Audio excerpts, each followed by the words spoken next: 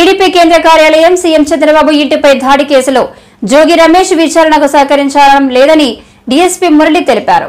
తన ఫోన్ కూడా తనకు అప్పగించడం లేదని చెప్పారు. ఇవాళ 2 గంటల పాటు ఆయనను 27 ప్రశ్నలు అడిగామని, కానీ అన్నిటికీ పొంతనలేని సమాధానం చెబుతున్నారని పేర్కొన్నారు. 2021లో జరిగిన కరకట్ వద్ద జరిగినటువంటి దాడికి సంబంధించి అందులో ప్రథమ ముద్దాయి అయినటువంటి జోగి రమేష్ గారికి ఈరోజు నోటీస్ ఇచ్చి పిలిపించడం జరిగింది. ఇప్పటి వరకు వచ్చిన విచారణలో తేలిన అంశాలను బట్టి, అలాగే సాక్షులు చెప్తున్న సాక్ష్యానికి, గతంలో ఇతను చెప్పినటువంటి సాక్ష్యానికి, అలాగే ఈ కేసులో ఇతర ముద్దాయిలు చెప్పిన సాక్ష్యానికి కొంత పొంతన లేని సమాధానాలు టాలీ అవ్వకపోవడం వలన వాటిని అన్నీ కూడా నోటీస్ ఇచ్చి పిలవడం జరిగింది. అలాగే అందులో కొన్ని సాక్ష్యాలను కూడా మాకు వశపరచమని చెప్పడం జరిగింది.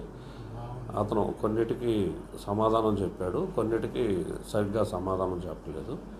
అవసరమైతే మరలా ఇంకోసారి నోటీస్ ఇచ్చి పిలిపిస్తాం. 27 క్వశ్చన్లు వేసాము, వేయడం జరిగింది.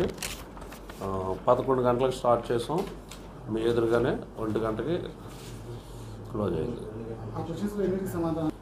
27 క్వశ్చన్లకి అతను ఏదో ఒక సమాధానం చెప్పాడు. కొన్ని సాటిస్ఫై అయ్యి ఉన్నాయి, కొన్ని పొంతన లేని సమాధానాలు ఉన్నాయి. అవి కొన్ని ఏంటంటే అతను వాస్తవ విరుద్ధమైన సమాధానాలు ఉన్నాయి. కొన్ని ఈ యాంగిల్స్లోనూ విచారించాం. అవన్నీ ప్రస్తుతం విచారణ దశలో ఉంది కాబట్టి మీకు వివరంగా అయితే చెప్పలేము. అది ఇన్వెస్టిగేషన్కి ఆటంకం జరుగుతుంది కాబట్టి ఛార్జ్ షీట్ వేసిన తర్వాత వివరాలన్నీ చెప్పగలుగుతాం. సోషల్ మీడియా అకౌంట్స్ కలెక్ట్ చేస్తాం, అవి కూడా వెరిఫై చేస్తాం. ఇప్పుడే ఈరోజే కలెక్ట్ చేస్తాం.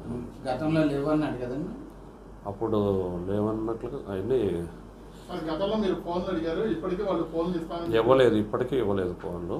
మేము అప్పుడున్న ఆ సిమ్ని ఇవ్వమనే చెప్తున్నాం, దర్యాప్తులో ఆ సిమ్ ఇచ్చి సహకరించమని చెప్తున్నాం. ఈరోజు కూడా అతనికి అడగడం జరిగింది, అతను దాన్ని ఇవ్వలేదు. అదే రికార్డ్స్ అదే కోర్టు ముందు కూడా హాజరుపరుస్తాం. కోర్టు వారు పోలీసు సహకరించమని చెప్పారు. మేము సహకరించడం ఇన్వెస్టిగేషన్లో భాగంగా అప్పుడు వాడినటువంటి సెల్ ఫోన్, అలాగే అప్పుడు వాడినటువంటి సిమ్ను కూడా వశపరచమని చెప్పాము. వశపరచవలసిన బాధ్యత వారికి ఉంది, ఇన్వెస్టిగేషన్కు సహకరించవలసిన బాధ్యత వారికి ఉంది. అతను 4 సార్లు వచ్చాడు, నా దగ్గరే 3 సార్లు కదా, మేమే 3 సార్లు పిలిచాము. నా ముందు డిఎస్పీ గారు పిలిచారు.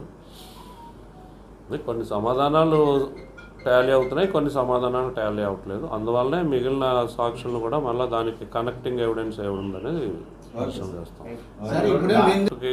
సుప్రీంకోర్టులో జరుగుతుంది, దానికి సంబంధించి కౌంటర్ అఫిడవిట్ కూడా వేస్తాం మేము దాని మీద. ఇప్పటి వరకు 8 మొబైల్స్ స్వాధీనం చేసుకున్నాం, 4 పాస్పోర్ట్లు స్వాధీనం చేసుకున్నాం. 1 పాస్పోర్ట్ ఉంది కానీ జోగి రమేష్ గారిది, అది ఇన్వాలిడ్ పాస్పోర్ట్. 5 పాస్పోర్ట్లు మా దగ్గర స్వాధీనమైంది. పాస్పోర్ట్ ఉండడానికి ఛాన్స్ లేదు, ఎందుకంటే ఇంకో పాస్పోర్ట్ ఉంటే తీసేసుకుంటారు. ఇది ఒరిజినలే బట్ ఇన్వాలిడ్. హెడ్ లైన్ ఏముండదు, లేదు.